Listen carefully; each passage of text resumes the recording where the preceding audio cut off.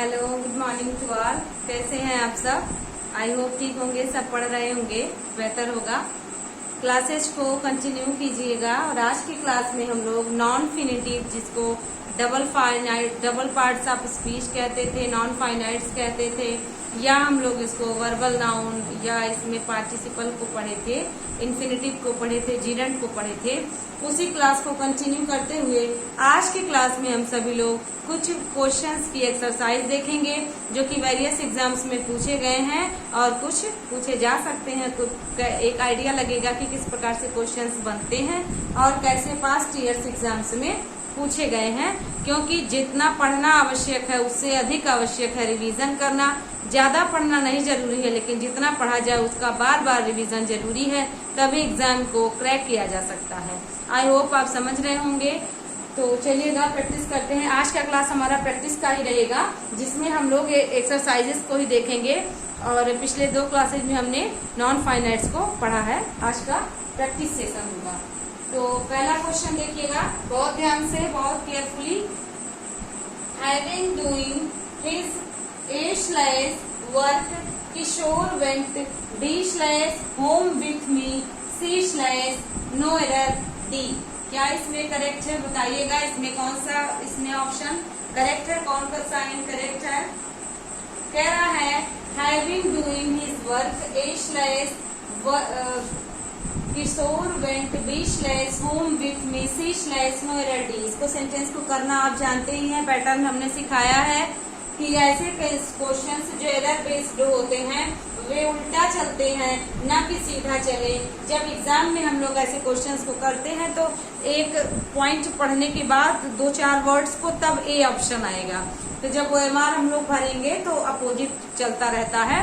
बहुत सारे विद्यार्थी ऐसे होते हैं जो एरर से बहुत डरते हैं और बहुत सारे भागते हैं। वे एरर के क्वेश्चंस को प्रैक्टिस नहीं करना चाहते, लेकिन आई एश्योर यू, मैं आपको विश्वास दिलाती हूँ कि यदि आप क्लासेस को कंटिन्यू करते हैं तो आप भी एरर डिटेक्शन के क्वेश्चंस को करने में सक्षम अपने आप को पाएंगे। क्योंकि एरर के क्वेश्चंस कहीं अलग से नहीं बनाए रहते, ग्रामेटिकली रूल पर ही बेस्ड होते हैं और वही रूल्स जो ध्यान से पढ़ लेता है वही विद्यार्थी एरर डिटेक्शन के क्वेश्चंस को सही कर पाता है। तो लेट्स स्टार्ट आवर क्लास। पहला क्वेश्चन, हैविंग डूइंग। आपने एरर पकड़ लिया होगा, इतना डिस्कस हमने कर लिया। लास्ट क्लास अगर आपने लास्ट 2 क्लासेज अगर आपने पढ़े हैं तो दोस्तों आप कर पाएंगे। क्यों? क्योंकि बताया गया था आपको कि कब प्रेजेंट पार्टिसिपल का यूज हो जाएगा, कब पास्ट पार्टिसिपल का और कब परफेक्ट पार्टिसिपल का, कौन कौन से कंडीशंस हैं जब परफेक्ट पार्टिसिपल अप्लाई होगा, कौन कौन से कंडीशंस हैं जब वर्ब जीरेंट की तरह कार्य करेगा और किसके साथ वर्ब का पास्ट पार्टिसिपल फॉर्म आएगा। बहुत सारे रूल्स को हमने पढ़ रखा है। तो इस वाले एरर में इसमें कौन सा गलती है? इसमें ए पार्ट में एरर है। ए पार्ट में एरर क्या है, कौन सा विद्यार्थी बताएगा? तो आप इसको समझिएगा। आपको बताया गया था कि यदि हैविंग है तो वर्ब का थर्ड फॉर्म, या having plus been plus verb का थर्ड फॉर्म है, तो ये दोनों स्टाइल किसमें हम लोग काउंट करते हैं? इसको हम लोग काउंट करते हैं परफेक्ट पार्टिसिपल में। रिकॉल हो गया है होगा आपको बहुत अच्छे से, सभी विद्यार्थी इसको करेक्ट कर रहे होंगे। हैविंग प्लस वर्ब का थर्ड फॉर्म या हैविंग बीन प्लस वर्ब का थर्ड फॉर्म पास्ट पार्टिसिपल कहलाता है। तो हैविंग के साथ वर्ब का ing फॉर्म ना यूज होकर के थर्ड फॉर्म हो जाएगा यूज। अब सेंटेंस में ऐसा क्यों होगा? और कह रहा है कि अपना कार्य समाप्त करके, एक कार्य की पूर्ण समाप्ति, उसके बाद दूसरा कार्य स्टार्ट हुआ, किशोर वेंट होम विथ मी। मतलब कार्य की पूर्ण समाप्ति के बाद किशोर घर को गया, तो पास्ट पार्टिसिपल ना होकर के, प्रेजेंट पार्टिसिपल ना होकर के परफेक्ट पार्टिसिपल होगा। क्योंकि कंडीशन होती है एक कार्य की पूर्ण समाप्ति के बाद दूसरा कार्य प्रारंभ होगा और वो कंडीशन यहाँ पे अप्लाई हो रहा है। हम हैविंग को स्किप नहीं कर सकते, हम डूइंग को हटा करके वर्ब का थर्ड फॉर्म डन यूज करेंगे। क्यों? क्योंकि यहाँ पे कंडीशन फुलफिल हो रहा है कि एक कार्य की पूर्ण समाप्ति के बाद दूसरा कार्य हो रहा है। ओके, तो फर्स्ट सेंटेंस हम लोगों का करेक्ट था कि क्योंकि हैविंग के साथ वर्ब का थर्ड फॉर्म यूज हो जाएगा। Next sentence is plucked the flowers he entered the temple with a bag no error D। यहाँ क्या मिस्टेक है? कौन सा विद्यार्थी पहले करेगा? प्लक्ड द फ्लावर, बिल्कुल देखिए कह रहा है फूल तोड़ने के बाद फूल तोड़ करके वह मंदिर में एक बैग के साथ घुसा। फूल तोड़ करके या फूल तोड़ते हुए दोनों मीनिंग यहाँ निकल सकती है। यदि आप यहाँ कह रहे हैं फूल तोड़ते हुए या फूल तोड़ते तोड़ते वह मंदिर में घुसा, तो हम सभी लोग यहाँ पर प्रेजेंट पार्टिसिपल का यूज करेंगे और ये प्लक्ड हमारा एक इनकरेक्ट वर्ड है। यहाँ पे यूज होना चाहिए plucking. Plucking the flowers he entered the temple with a bag no error। तो इसमें हमारा प्लकिंग द फ्लावर्स है, मतलब फूल तोड़ते हुए उसने मंदिर में एक बैग के साथ प्रवेश किया। ओके, यहाँ तक आपका करेक्ट हो गया होगा। चलिए next sentence, on reaching home he wrote a letter to his parents no error B। तो यहाँ पे देखिए कौन कौन सा हम लोगों ने पढ़ा? इन्फिनिटिव, जिरंड, पार्टिसिपल में प्रेजेंट पार्टिसिपल, पास्ट पार्टिसिपल और परफेक्ट पार्टिसिपल। तो यहाँ देखिए रीचिंग है, यानी कि घर पहुंचकर उसने अपने माता पिता को एक पत्र लिखा।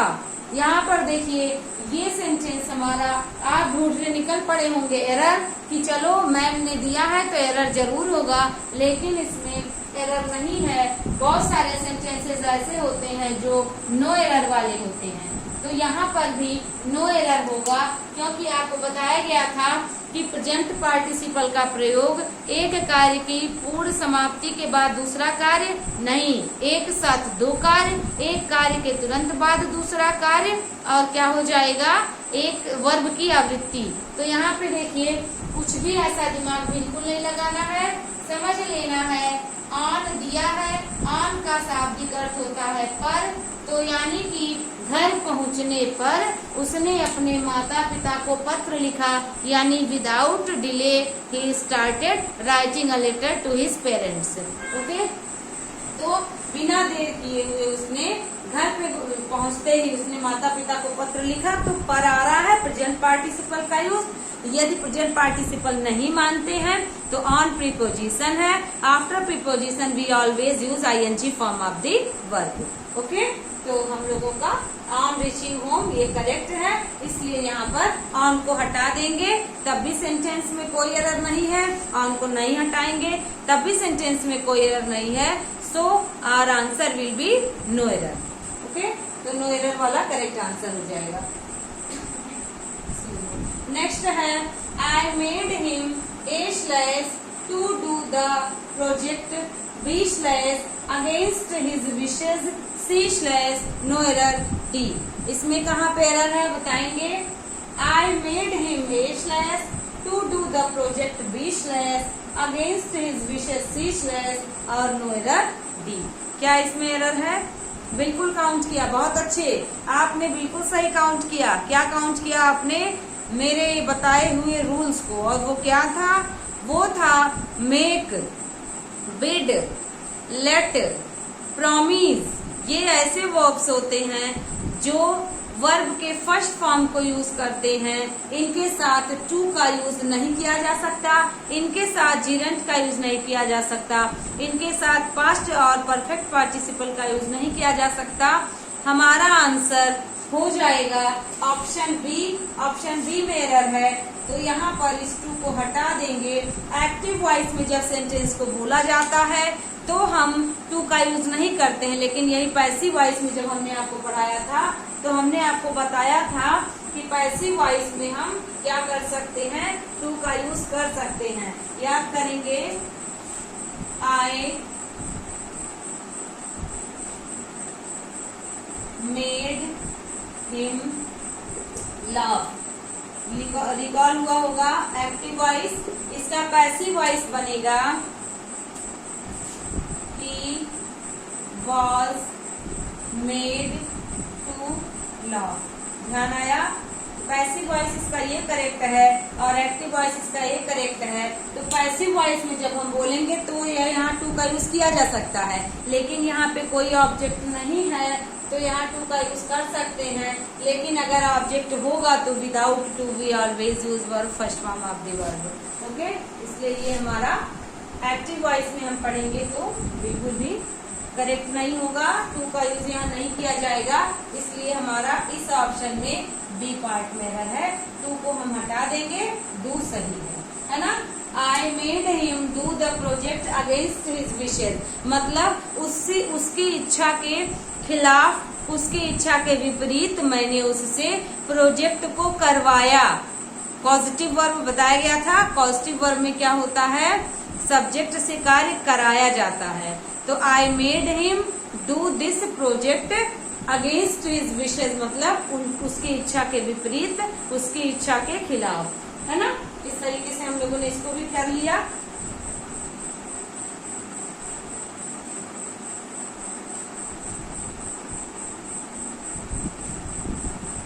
आगे देखना है next sentence, taking tea he went to office and completed his work. Taking tea he went to office and B completed his work C no error D। क्या एरर है इसमें? यह बताइए। बिल्कुल करेक्ट। यहाँ पर ए पार्ट में एरर है।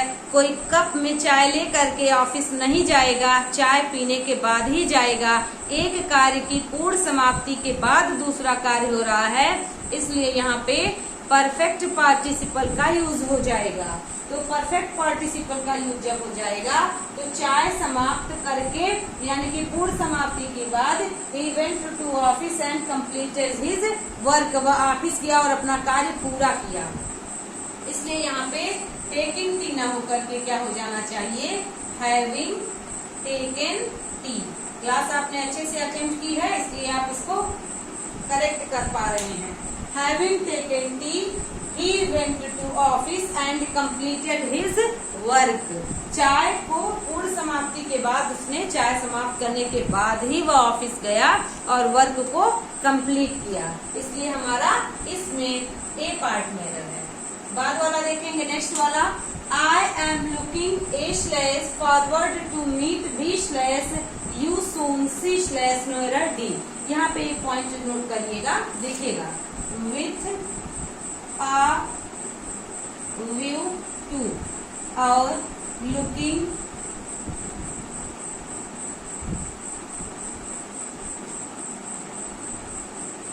forward to, ये दो ऐसे वर्ब हैं जिनके बाद हमेशा ing आता है। ये बार बार एग्जाम में पूछे गए हैं, चाहे छोटा एग्जाम हो चाहे बड़ा एग्जाम हो, ये बार बार एग्जाम में पूछा गया है। इसलिए आप भी ऐसे बॉक्स में करके नोट करके इसको अच्छे से लर्न कर लीजिएगा। With a view to, looking forward to के बाद हमेशा टू रहते हुए भी वर्ब का ing फॉर्म यूज हो जाता है। लर्न करिएगा, बार बार एग्जाम में पूछा गया है। तो यहाँ पे हम लोगों का मीट ना होकर के मीटिंग हो जाएगा। ठीक है, तो हो जाएगा I am looking forward to meeting you soon। इसलिए मीटिंग, क्योंकि ये टू को मत पकड़िए कि टू को आप मान लिए तो वर्ब का फर्स्ट फॉर्म। यहाँ पे लुकिंग फॉरवर्ड टू एक फ्रेज की तरह कार्य कर रहा है, विद अ व्यू टू एक फ्रेज की तरह कार्य कर रहा है। इसलिए यहाँ पे टू के साथ ing लगेगा। ये फिक्स्ड रूल है, इसको हम बिल्कुल भी चेंज नहीं कर सकते हैं। Looking forward to plus ing form of the verb, with a view to plus ing form of the verb use हो जाएगा। बार बार एग्जाम में पूछा गया है, so note down it. Okay, तो यहाँ तक हम लोगों का कंप्लीट हुआ। I am looking forward to meeting. Okay, next है, unlike these days he enjoyed books and spent B quite some time in the library when C he was young। Complete हुआ होगा। कह रहा है unlike these days he enjoyed books and spent quite some time in the library when he was young। यहाँ पे आपको बताया गया था, जब लास्ट क्लास में हम सभी ने सीखा था तो कुछ वर्ब्स ऐसे सीखे थे जिसके बाद कंपल्सरी हमेशा जीरंड ही यूज हो जाएगा। तो क्या हमने सीखा था? एक वर्ड इंजॉय। इंजॉय के बाद हमेशा जीरंड यूज होता है।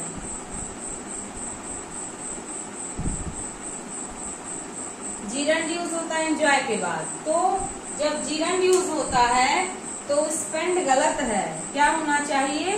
स्पेंडिंग। ठीक है, इस तरीके से। अब यहाँ देखिए, अगर आप मीनिंग निकालें तब भी आप नहीं जान पाएंगे, यदि आप वर्ड को पकड़े तब भी नहीं जान पाएंगे, जब तक आप इस बात को नहीं याद करेंगे कि after enjoy ING form of the verb use होगा, तब तक आप इस सेंटेंस को करेक्ट नहीं कर सकते।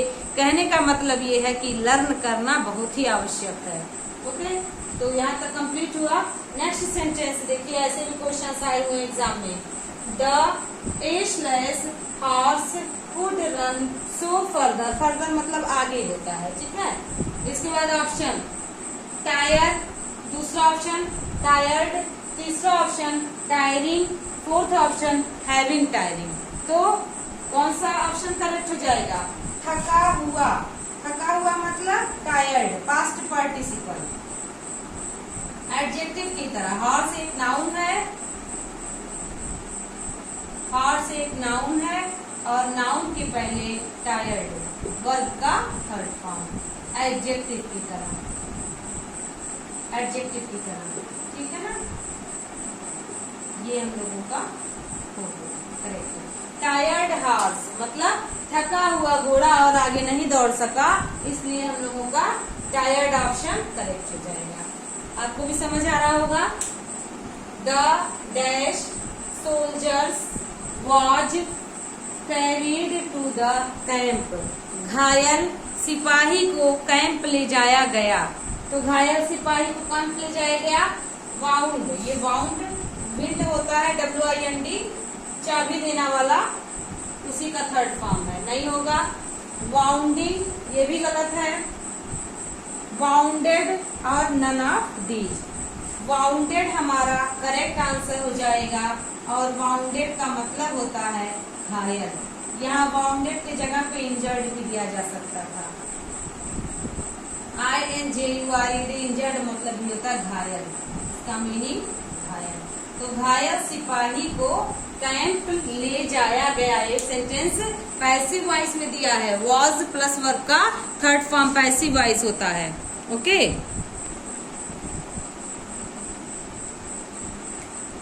चलिएगा आगे देखते हैं हम सभी। इसके पहले हमने पढ़ा कि कुछ ऐसे सेंटेंसेस थे जो कि एग्जाम में आए हुए थे और हम लोगों को पता चला कि कैसे पूछे जाते हैं। आगे के सेंटेंसेस ऑप्शन बेस्ड हैं। फर्स्ट सेंटेंस है we should aim at dash others. तो देखेंगे we should aim at others, इस सेंटेंस को कैसे सॉल्व किया जा सकता है। बहुत एक बेसिक सा पॉइंट आपने सीखा है कि आफ्टर प्रीपोजिशन हमेशा ING form of the verb use हो जाएगा टू को छोड़कर। तो हमने देखा प्लीज, प्लीज्ड, प्लेजर और प्लीजिंग। जरा भी दिमाग नहीं लगाना है, बस समझना है एम के साथ एट होता है फिक्स प्रीपोजिशन और after preposition ING form of the verb. तो बिल्कुल भी मीनिंग नहीं निकालना है कि हम सभी को करना है कि वी शुड एम एट, तो अब इसका क्या मीनिंग निकलेगा? कुछ नहीं। एट ING फॉर्म, वर्ब हो तो ING। अगला है I think you will not mind dash coming in. ध्यान है, माइंड वर्ड के बाद हमेशा जीरंड आता है, बताया गया है। और यदि ING form of the verb रहे या जीरंड रहे तो उसके पहले हमेशा पोजेसिव एडजेक्टिव आता है। सब्जेक्टिव एडजेक्टिव, ऑब्जेक्टिव एडजेक्टिव कुछ नहीं होगा, हमेशा पोजेसिव एडजेक्टिव होगा, क्योंकि सब्जेक्टिव और ऑब्जेक्टिव प्रोनाउन होते हैं, एडजेक्टिव नहीं होते हैं। Case subjective case, objective case, possessive case होता है। पोजेसिव केस दो भागों में बंटता है, एक पोजेसिव प्रोनाउन हो जाता है और दूसरा पोजेसिव एडजेक्टिव हो जाता है। तो जब जीरंड रहे ING form of the verb रहे तो उसके पहले हमेशा माई गोइंग, माई कमिंग, मतलब मेरा जाना, मेरा आना उसको बुरा नहीं लगेगा, या मुझे लगता है कि तुम बुरा नहीं मानोगे मेरा आना, तो I coming, mine coming, my coming, me coming, तो माई कमिंग मतलब मेरा अंदर आना मुझे लगता है कि तुम्हें बुरा नहीं लगेगा, तो माइंड मीन्स होता है बुरा मानना। कहते हैं ना please don't mind, please don't mind it, never mind, तो माइंड के बाद हमेशा आईएनजी, और आईएनजी के पहले यदि प्रोनाउन या एडजेक्टिव की बात हो तो वो हमेशा पॉजेसिव केस में लगता है। आगे है, तो ये दोनों रूल पढ़ चुके थे हम लोग और इसी के बेस्ड क्वेश्चन आया हुआ है एग्जाम में। नेक्स्ट सेंटेंस है I would not mind your dash there. यही जो सेकेंड सेंटेंस है उसी सेंटेंस के बेस्ड हम लोगों का ये सेंटेंस आया है। यहाँ ये फ्यूचर है और इसमें फ्यूचर का पास्ट है। I would not mind your dash there, वहां जाना मुझे तुम्हारा बुरा नहीं लगा, मुझे तुम्हारा वहां जाना बुरा नहीं लगा, नहीं लगेगा, जो भी आप मीनिंग निकाले तो आपको बताया गया है माइंड के बाद हमेशा पॉजेसिव केस का एडजेक्टिव प्लस जिरंड।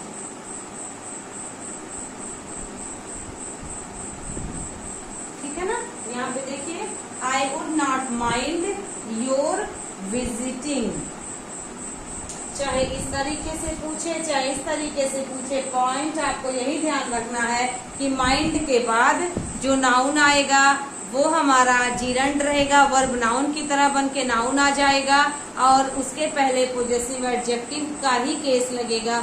यहाँ पॉजेसिव प्रोनाउन या सब्जेक्टिव केस, ऑब्जेक्टिव केस कुछ भी नहीं लिख सकते, सिर्फ लिखना है तो पॉजेसिव केस का एडजेक्टिव लिखना है। तो इसलिए योर विजिटिंग देयर मतलब तुम्हारा वहाँ विजिट करना मतलब होता है कहीं पर जा करके देखना, जा करके मिलना को विजिट कहते हैं। ठीक है, देखना के सेंस में। तो ये कंप्लीट हुआ। अगला सेंटेंस है here is a dash window. Window क्या है? विंडो एक नाउन है और नाउन के पहले हमेरा जो हमारा एडजेक्टिव हो जाएगा वो एडजेक्टिव पास्ट पार्टिसिपल की तरह आएगा, क्योंकि यहाँ पर नाउन जो विंडो है वो कह रहा है टूटती हुई विंडो, तोड़ी गई विंडो, टूटी हुई विंडो या तोड़ने वाली विंडो। तो here is a broken window. Broken window का मतलब होता है टूटा हुआ खिड़की, यानी कि जब कार्य कंप्लीट हो, जैसे कह दिया जाए खोया हुआ पर्स तो लॉस्ट पर्स, खोया हुआ बच्चा लॉस्ट चाइल्ड, जला हुआ बच्चा बर्न्ट चाइल्ड, घायल चिड़िया वाउंडेड बर्ड, घायल सिपाही वाउंडेड सोल्जर, इंजर्ड सोल्जर। कह दिया जाए सेंटेंस में पोस्टेड लेटर मतलब पोस्ट किया गया लेटर। कह दिया जाए ब्रोकन चेयर मतलब टूटी हुई chair, broken cup, cracked cup, cracked window, cracked glasses. कुछ भी हो ING form of the verb नहीं लगा सकते, टू प्लस वर्ब का फर्स्ट फॉर्म नहीं लगा सकते। ऐसे केसेस में सिर्फ हम सभी अप्लाई कर सकते हैं past participle third form of the verb. तो हमारा ऑप्शन ब्रोकन विंडो करेक्ट हो जाएगा। अब इसका करेक्ट सेंटेंस बनेगा here is a broken window. अब इस ब्रोकन को अंडरलाइन करके पूछे क्या है तो आपको बताना होगा past participle. Okay, next sentence is the sun dash set comma nothing could be seen मतलब सूर्य ढल गया कुछ भी नहीं देखा जा सका। सूर्य ढलने के बाद कुछ भी नहीं देखा जा सका। तो यहाँ पर आपको पता है एक कार्य की पूर्ण समाप्ति के बाद दूसरा कार्य तो हो जाएगा हैविंग प्लस वर्ब का थर्ड फॉर्म या हैविंग बीन प्लस वर्ब का थर्ड फॉर्म। एक कार्य की पूर्ण समाप्ति के बाद तुरंत सूर्य ढलना शुरू करेगा, तुरंत आपको ऐसा नहीं होगा कि तुरंत ना दिखाई दे, एक प्रोसेस चलता है, उस प्रोसेस के बाद ही अंधेरा होता है। तब सूर्य ढलने की पूर्ण समाप्ति यानी एक कार्य पूर्णतः समाप्त हो गया, तब दूसरा कार्य प्रारंभ हुआ कि दिखाई नहीं दे रहा है। जब सूर्य ढल रहा था उस प्रोसेस में कुछ कुछ दिखाई दे रहा था, तो एक कार्य की पूर्ण समाप्ति के बाद दूसरा कार्य। अगर ये दिमाग में नहीं आता है तो ऑप्शन के अनुसार हम इस ऐसे सेंटेंसेस को कैसे कर सकते हैं। सिर्फ बीन अकेले नहीं आ सकता जब तक हैविंग वगैरह इसके आगे ना हो। हैविंग अकेले आ ही नहीं सकता जब तक थर्ड फॉर्म ना हो। ठीक है, हैविंग के साथ थर्ड फॉर्म ये देखिए है हैविंग बीइंग, तो हैविंग के साथ बीइंग नहीं लगता, हैविंग के साथ बीइंग लगता है। ठीक है, हैविंग बीइंग तब होता जब पैसिव वॉइस में सेंटेंस बना होता। ये सेंटेंस हमारा एक्टिव वॉइस में ही है और एक्टिव वॉइस का परफेक्ट पार्टिसिपल है, तो सेंटेंस हो जाएगा the sun having set nothing could be seen, यानी सूर्य पूरी तरह से ढल चुका, कुछ भी नहीं देखा जा सकता। इस तरीके के सेंटेंस में हम लोग क्या करेंगे, इस तरीके के सेंटेंस में हम लोग इसी को करेक्ट करेंगे, हैविंग प्लस वर्ब का third form. Next sentence is hawk is a bird dash, hawk is a dash bird. तो हॉक एक चिड़िया का नाम है, तो कैसी चिड़िया है, शिकारी चिड़िया है। तो हंट मतलब शिकार करना, हंटेड नहीं हो जाएगा, हैविंग हंट भी नहीं होगा, हंटिंग बर्ड। हंटिंग बर्ड का मतलब शिकारी चिड़िया, और ये हंटिंग प्रेजेंट पार्टिसिपल की तरह एडजेक्टिव की तरह कार्य कर रहा है। हंटिंग बर्ड का मतलब होता है ऐसी चिड़िया जो शिकार करती हो। और हम लोग कुछ और सेंटेंसेस को देखेंगे जो कि एग्जाम में पूछे गए हैं और बार बार पूछे गए हैं। आगे कुछ और सेंटेंसेस हैं। The university has not A slash spend enough money B slash maintaining its valuable library C slash no error D. ये भी देखिए एक एग्जाम में पूछा गया है। The university has not A slash spent, has के बाद वर्ब का थर्ड फॉर्म यूज हुआ है, एनफ मनी मेंटेनिंग, इसके बाद इट्स वैल्यूएबल लाइब्रेरी। एक पॉइंट ध्यान रखना है, यदि सेंटेंस में TOO है तो इसके साथ TO2 प्लस वर्ब का फर्स्ट फॉर्म लगता है। एक रूल ये है, और दूसरा रूल ये है, यदि सेंटेंस में एनफ है तो इसके बाद भी 2 प्लस वर्ब का फर्स्ट फॉर्म यूज हो सकता है। तो इस तरीके से हम लोग एक ही सेंटेंस को बोल सकते हैं। इस सेंटेंस को ऐसे भी लिखा जा सकता था, the university has not spent TOO money to maintain, है ना।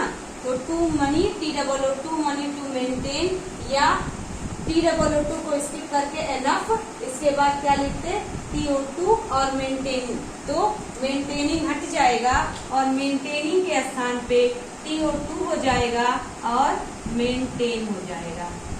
ठीक है, तो ये एक रूल है जो ट्रांसफॉर्मेशन भी आता है और इन्फिनिटिव में भी आता है।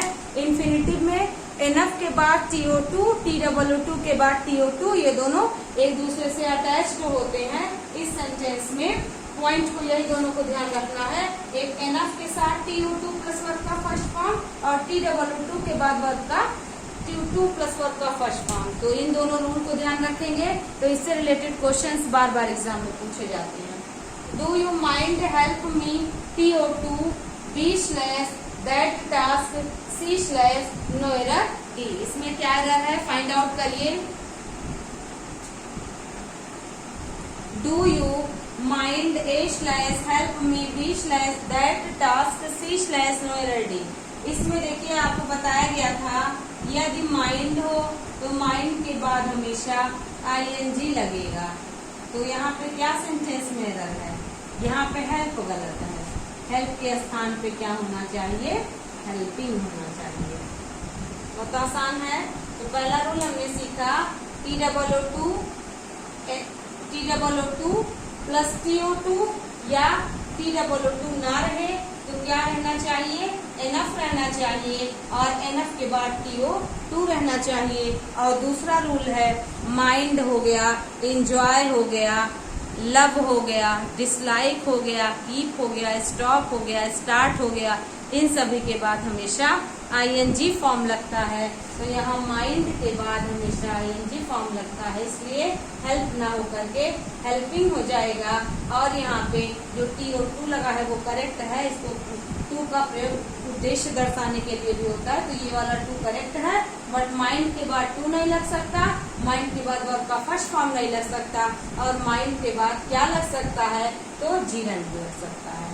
आगे देखेंगे carry a bag in his A slash and the patient b/about unnoticed c/no error d.